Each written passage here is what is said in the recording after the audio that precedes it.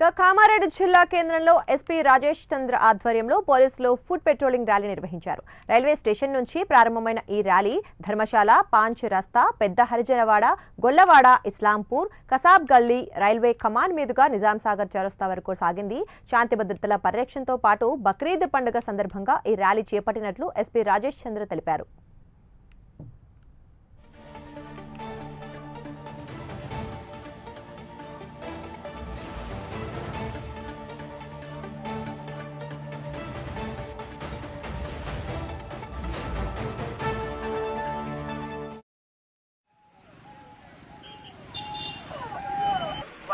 We wish you a comfortable, happy and safe journey.